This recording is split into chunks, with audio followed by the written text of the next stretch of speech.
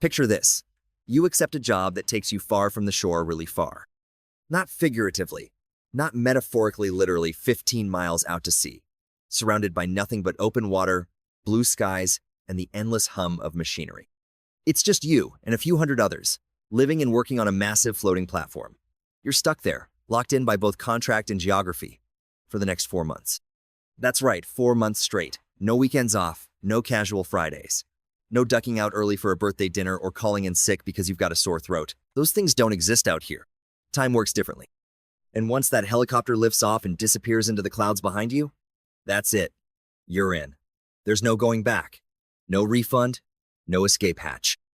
Unless there's a medical emergency or a scheduled crew change weeks down the line, you're planted on that rig like a steel barnacle. This isn't a short trip. It's a full-on commitment. Mentally, physically, emotionally. You're no longer part of regular society for the duration of your hitch. Your world shrinks down to steel walkways, drilling towers, humming engines, and a handful of familiar faces. It sounds wild, and maybe it is. But this is the reality for thousands of offshore oil rig workers across the world. This isn't some isolated thing. From the Gulf of Mexico to the North Sea to the freezing reaches of the Arctic, people sign up for this kind of life again and again. Some have been doing it for decades. They know exactly what it demands and what it costs, and they keep coming back. And that's the part that stuns people the most. It's not the isolation or the danger, it's the fact that, despite all that, so many workers willingly return to the rig like it's a second home. For a lot of them, it is. Why? Why would anyone choose this kind of lifestyle? Why volunteer to spend months away from your family, your home, your normal routinesto, live on a steel island in the middle of nowhere? That's what we're diving into today. The first thing that hits you when you step foot on the rig isn't the cold, or the wind, or even the sheer size of the structure. It's the noise. Constant, relentless noise. A whole different kind of soundscape. You've got metal groaning under the stress of the ocean swells.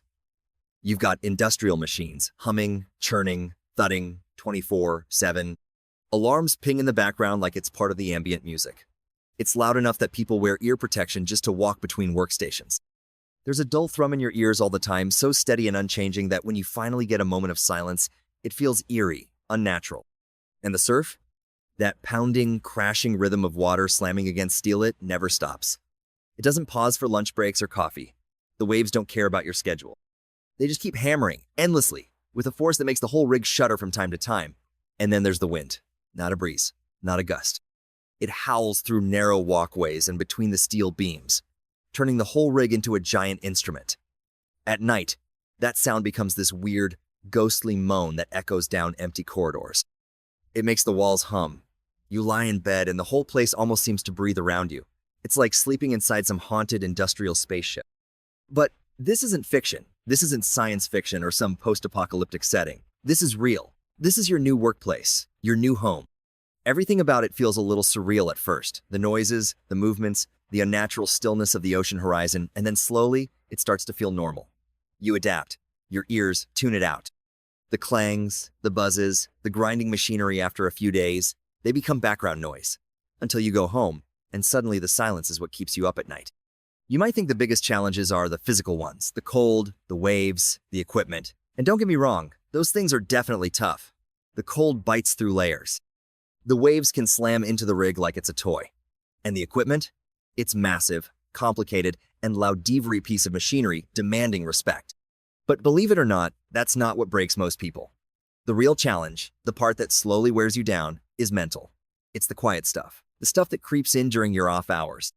The isolation, the monotony, the strange rhythms of a world that doesn't operate on a typical clock. There are no windows in your sleeping quarters. None. You could go days or even weeks without seeing a single bit of natural light. Depending on the time of year, the sun might rise and fall without you ever noticing. No sunrise to wake up to, no sunset to wind down with. Just constant overhead fluorescent light scold, sterile, humming away like they've forgotten how to be quiet. It's all you get, that same harsh blue-white glow day and night. Your body starts to lose its sense of time. Your brain forgets what afternoon even means. And soon, the days blur together into one long stretch of duty, meals, and sleep. The schedule is brutal in its consistency. It doesn't care what's going on outside. It doesn't pause for storms. It doesn't bend for bad moods or bad weather. It's 12 hours on, 12 hours off. That's it. Every single day. No weekends, no breaks, no holidays. If you're scheduled to work, you're working, period. And when your shift ends, it's not like you're heading home to unwind. You're walking a few decks down to a tiny bunk, hoping for enough quiet to rest before the cycle starts again. And when you try to sleep, good luck with that. You're lying in a narrow bunk maybe 3 feet wide with a curtain for a door. The whole thing vibrates from the constant hum of engines and drilling equipment. It's not a subtle vibration either. It's a low, steady thrum that you feel in your chest. Sometimes, a wave will hit just right and jolt the entire rig. You feel the lurch before your brain can even register it, and suddenly, your body tenses like you're on a roller coaster. It's not exactly what you'd call peaceful, but eventually, you get used to it. Your body adjusts. You find ways to sleep through the noise, because you have to. Out here, if you don't rest, you make mistakes, and mistakes can hurt people or worse. So, why do they keep coming back? Why do people choose this life, again and again, knowing full well what it demands? It comes down to the systems. Everything out here is organized, monitored, and backed up. There's a structure to it all, a sense of control in a place that feels wildly unpredictable. You've got food stores that can last for 60 days without resupply, water systems that purify up to 0 gallons a day, backup generators ready to take over the second anything flickers. It's survival. Yes, but it's organized survival. There's comfort in that, a strange kind of stability in the midst of open water and high-risk labor. And then there's the crew, the people. You'd be amazed how quickly strangers become like family out here. There's something about working in constant close quarters, facing the same challenges. Relying on each other for safety, it builds bonds fast. You might not know someone's last name, but you'll know exactly how they take their coffee, what music they play before a shift, or when they need space. Nonverbal communication becomes a second language. It's too loud in some parts of the rig to hold a conversation, so you learn to speak in gestures, glances, and instinct. It becomes second nature. If you can't adapt to that rhythm, you won't last long. Before anyone even sets foot on the rig, they go through intense training months of it. 6 months, give or take, depending on the company and the role. You're trained to spot danger before it shows up. You learn what hydrogen sulfide gas smells, like rotten eggs at 1 part per million, and what to do if it's detected. You run drills for blackouts, fires, gas leaks, equipment failure. You crawl through smoke-filled corridors blindfolded. You memorize evacuation paths and emergency shutdown procedures. The goal isn't just to know it, it's to make it automatic. When something goes wrong, you don't panic. You act. That training command does save lives. The whole rig runs with the discipline of a military base, and honestly, it has to. There's no margin for error out here. A small slip can turn into a massive problem in seconds. But once you find the rhythm of the work, the checklists, the routines, the drill sit starts to feel weirdly normal, even comforting. The chaos becomes predictable. And in a place where the ocean is unpredictable by nature, that structure means everything. You lose track of time fast on an oil rig. Ask anyone who's been out there for a few hitches, and they'll tell you, time doesn't feel the same. Day and night stop meaning much. Drilling continues around the clock. That means someone is always on shift, and someone is always trying to sleep. For night shift workers, morning might begin at 11:30 p.m. You crawl out of bed, stretch, splash water on your face, and head to the canteen. By midnight, you're eating a full meal: pasta, steak, rice, or whatever the rotating menu is cooked up for that time slot. There's no such thing as breakfast or dinner here. Food is based on your shift, not the time on the clock. You eat when your schedule says it's time. Designated break times roll around at 2 a.m., 4 a.m., 10 a.m., and noon, structured precisely to keep people fueled and functioning. The kitchen is always running. Hot meals come out at 6 a.m. and 2 p.m., but you'll always find sandwiches, fruit, or snacks stocked and ready. You eat what you can, when you can. Hunger isn't really part of the equation, routine is. The cabins? Tiny. And that's being generous. You're sharing a cramped space with someone who's working the opposite shift, which means while you're getting ready to sleep, they're just waking up and vice versa. One person's alarm is the other person's bedtime. Every movement has to be quiet, careful, respectful. There's barely room to turn around without bumping into a locker or brushing against the curtain that separates your bunks. And that's right, there's no door. Just a thin curtain that flutters every time someone walks by, offering 0 soundproofing and only a symbolic sense of privacy. Your bed is about 6.5 feet long and maybe 3 feet wide. If you're tall or broad-shouldered, tough luck. You sleep on your side, knees bent, curled like a comma. You get used to it though. You don't have a choice. Earplugs help, but even the best noise canceling can't erase the deep hum that seeps through the rig, through the walls, through the floor, through your mattress. It's always there. Constant and low and physical. At some point, Your brain stops noticing it unless it changes. And when it does, if the vibration stutters or the pitch shifts, it's like a subconscious alarm bell. You wake up before you even know why. Your body registers the change before your brain catches up. That's how tuned in you become. Bathrooms are functional. That's the nicest word for them. Efficient to a fault. Forget luxury. You're allotted 90 seconds of shower time. That's not a suggestion. That's a rule. You push the button and a digital timer starts counting down. When it hits 0, the water stops no matter how much shampoo is left in your hair. So, you learn to be quick. You plan every move. Soap up before hitting the button. Shampoo during the rinse. Rinse fast. Move on. The desalination process that creates fresh water is expensive and energy intensive. Wasting water is not an option. Meals? Just as structured. With around 240 people on board and only enough seating for about 80 at a time, the entire eating process is a logistical dance. Rotation times are staggered and enforced. You eat fast, clean up fast, and make room for the next group. Menus rotate every 8 days to avoid monotony, but repetition still sets in. You start to recognize Tuesday lasagna or Friday fish and rice like old friends. And supplies? Calculated down to the last apple. Inventory is precise. Storage is a game of efficiency.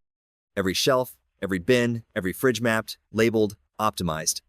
There's no room for excess. Everything has a place. Everything has a purpose. Privacy?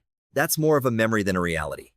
Smoking areas become unofficial hangout zones, even for non-smokers, because they're some of the only semi-open-air spaces available. Conversations happen in passing, often standing up, often in work boots, helmets still on. The tiny movie theater plays films on a loop, usually older action flicks or comedies. Workers time their visits to avoid crowds, slipping in for a few minutes of normalcy before heading back out. Internet exists, but it's tightly controlled. Bandwidth is prioritized for operational systems, not video calls or Netflix. Messaging apps are your best bet, and even those lag when the weather's rough. You learn patience with every text bubble. The gym? It's mobile, collapsible. Equipment folds into the walls to save space. But when it's open, it's a lifeline. Treadmills, stationary bikes, some free weights. Not much, but enough. Enough to sweat out some stress. Enough to clear your head. Enough to remember what normal feels like. A punching bag might hang in the corner not just for fitness, but for sanity. Getting around the rig isn't simple, it's vertical. From your bunk to the ops deck, you're climbing, always climbing. You'll go up 47 steps, through 7 heavy, fireproof bulkhead doors. It's not just about stair sits, about remembering where things are. Toolboxes stack like Tetris pieces. Ladders shortcut between levels when hallways would take too long. You learn where the good handholds are. You memorize the faster stairwell. You know how many steps to the med bay without even thinking. It all becomes instinct. Your body learns the rig before your mind does. Storage lockers? Bare minimum. You get just enough space for a single change of clothes and maybe a book or two. Bathroom mirrors are bolted to the wall and come with laminated hygiene checklists stuck next to them. Even wall outlets are vertical to save an inch of desk space. The whole place is designed with ruthless efficiency. And somehow, it all works. Ask anyone who's been out here more than once, and they'll tell you they're more organized on the rig than they are at home. When every inch counts, clutter isn't an option. But here's the thing. The hardest part doesn't hit on day 1, or even week 2. It creeps in around week 12. That's when the mental grind becomes real. The routine that once felt comforting starts to feel like a trap. The walls seem closer. The noise seems louder. The food starts tasting the same. You look at the calendar and realize you've still got weeks left. Some workers call it rig eyes, a blank, glazed-over stare that hits when your mind zones out from overexposure. You're alert but exhausted, present but far away. It's a fog you can't quite shake. That's why mental resilience is more important than muscle. Before you're even hired, you're screened. Psychological tests, personality assessments, conflict scenarios. They want to know, can you handle long stretches without social stimulation? Can you manage frustration? Will you implode over a shared toothbrush cup? Because it happens. Cabin fever is real.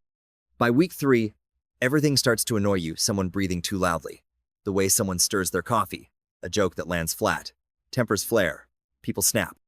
But over time, most learn to adjust. You find the rhythm again. You forgive the little things. You reset. That's also why the gym and the movie room exist. They're more than amenities, they're pressure valves. A treadmill becomes a therapist. A film becomes an escape hatch. A punching bag absorbs what your words can't say. And the lack of social media? That's intentional. Watching friends post beach photos or weekend brunches while you're sitting on a rig 15 miles out to sea. Sweating through your coveralls and counting down your 90-second shower, that doesn't help. Out of sight, out of mind is often healthier. Communication with family is scheduled. You line up behind coworkers to use the terminal, and you try not to linger because someone else is waiting behind you, checking their watch. It's not perfect, but companies do what they can. Good insurance plans help. Knowing your spouse or kids have coverage eases some of the emotional weight. Still, the stress creeps in. People report phantom vibrations, feeling the rig shake even when it's calm. Others start counting steps, touching door handles in specific ways, biting their nails raw. Medical staff keep antidepressants available, and they pay attention to warning signs. There's no shame in asking for help, but there's still stigma. The trick is catching the symptoms early. The turning point for many? When coworkers become your safety net, you stop seeing them as just the guy in the next bunk and start seeing them as your anchor. Trust builds not through words, but through shared experience. During a blackout drill, when you're clipped to someone else's line, fumbling through a smoke-filled corridor, you learn to count on them. You swap shifts when someone's sick. You quietly take the harder job so someone else can rest. That's how it works. Traditions pop up. Weekly complaint meetings where everyone vents and lets go. Prank wars involving a plastic wrench that keeps reappearing in someone's boots. Decorating hard hats before night shifts. The humor gets dark, but it's how people cope. There's an unspoken rule. Laugh, but never cross the line. And people notice the small things. You might not know someone's last name, but if they skip their usual third coffee, or stop hitting the gym, or suddenly shower twice a day, you'll check in. That awareness? That's the real safety system out here. It's not in the manuals, it's in the crew. And here's what people don't realize. This isn't going away. These platforms will be running until 2050, maybe longer. Even as we talk about green energy, the demand for oil is still real. That means decades more of workers bunking in tiny rooms, showering under countdown timers, and eating steak at midnight because time means nothing out here. So next time you fill up your tank, think about the lives behind it. Think about the months away from home, the sleep deprivation, the physical and mental toll, the teamwork, the silence, the sacrifice.